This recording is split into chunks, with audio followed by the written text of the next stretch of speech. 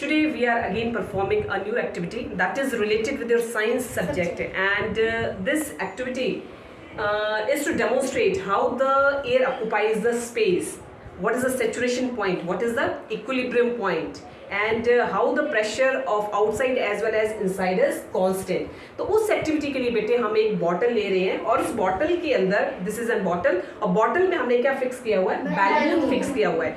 अब इस बॉटल को अच्छी तरह से देख लें बेटे. अब इस बॉटल के अंदर जो बैलून है इसको ये बच्चा जो है वो क्या करेगा, जोर लगाएगा. Let us see either this balloon blows up or not. कर रहा है ब्लो अप बेटे या नहीं कर रहा है. That means there is a scientific reason that's why this balloon is not blowing up.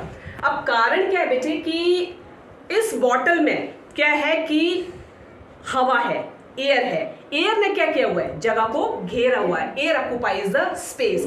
That's why this balloon is not blows up. ये बैलून जो है वो फूल नहीं रहा है.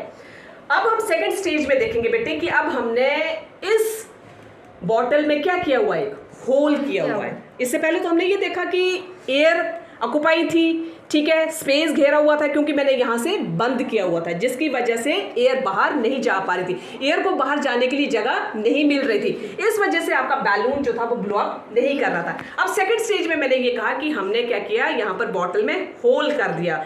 अब होल करने के बाद ये बच्चा दोबारा इस बैलून को क्या करेगा, ब्लो अप करेगा, फुलाएगा. तो आप देखेंगे कि ये बैलून जो है, एक मिनट, हाँ, बैलून जो है वो फूल गया है, ठीक है. पर फूलने के बाद वो बैलून द्वारा क्या कर गया, स्क्वीज कर गया, है ना. पहले फूला, फूलने के बाद वो क्या कर गया, स्क्वीज कर गया. अब फूला क्यों पहले, क्योंकि ये जो होल था इसके जरिए जो भी इस बॉटल के अंदर एयर थी, हवा थी, वो सारी की सारी क्या हो गई, बाहर निकल गई. जिससे उसको स्पेस बाहर निकल गई और बैलून को फूलने के लिए स्पेस मिल गया, ठीक है. तो ये बैलून, ये जो हमने होल किया हुआ है, इस होल के जरिए सारी की सारी हवा जो थी वो बाहर निकल गई. तो इस बैलून को फूलने के लिए क्या मिल गया, स्पेस मिल गया, है ना. पर अब हमने देखा कि जैसे हमने इस होल को क्या किया, छोड़ दिया, तो सारी की सारी हवा बाहर निकल गई, ठीक है. अब हम थर्ड स्टेज में देखेंगे दोबारा. फिर से आप इसको हाँ करो. अब देखो थर्ड स्टेज में क्या किया, बैलून फूल गया है.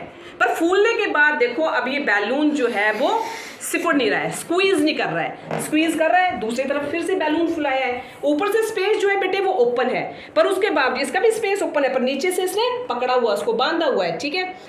अब अगर इसको छोड़ देती है तो क्या हो गया, बैलून स्क्वीज कर गया. पर ये एज इट इज जो है वो स्क्वीज नहीं किया है, देखो ब्लो अप कर रहा है.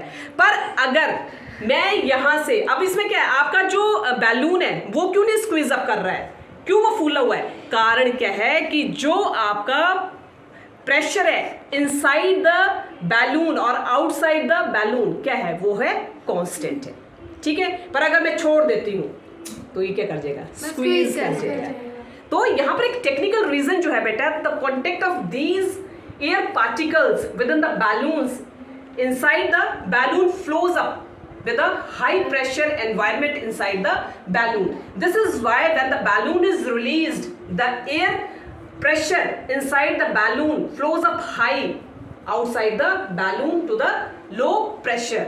And this is according to your English phrase, wind blows from high to low. हवा जो है वो हमेशा कहाँ से ब्लो करती है, हाई से लो की तरफ जाती है.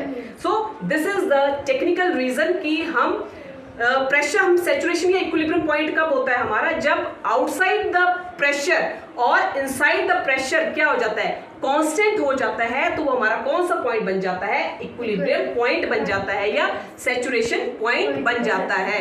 So this is the activity जिसमें हमने ये जज किया है कि how the pressure inside the balloon as well as the pressure inside the balloon is constant and that point is known as the equilibrium point or the saturation point.